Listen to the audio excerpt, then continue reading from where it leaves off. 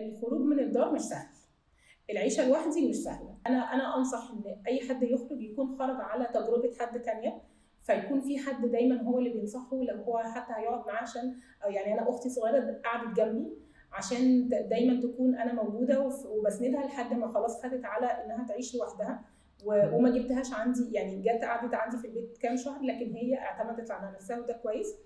تاني حاجه ان لازم تراعي المجتمع اللي انت عايشه فيه. تالت حاجه وده مهم جدا، لازم تعرفي كويس قوي ان انت محتاجه تسندي نفسك، ففين فين الشغل بتاعك وهتصرفي على نفسك من فين. لازم تحطي لنفسك قواعد مهمه قوي. احنا في الدار بنمشي بالقواعد بتاعه الدار وما بنصدق ناخد شقه عشان نكسرها.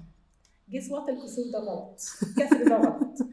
ليه؟ لان احنا بقينا احنا المسؤولين واحنا اللي شايلين المسؤوليه، مفيش حد هيجي هو اللي يشيل اي مشكله بدلنا. فدي كانت مهمه جدا. فانت محتاجه تحطي لنفسك القواعد وامتى ده هيحصل وده مش هيحصل.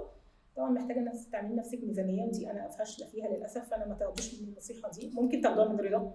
انت لا برضه لا معلش. ممكن هنجيب حد تاني ناخد منه، احنا كلنا يكلمنا في الميزانيه الوعي المالي عندي زيرو، يعني ماينس زيرو لو في حاجه اقل من الزيرو.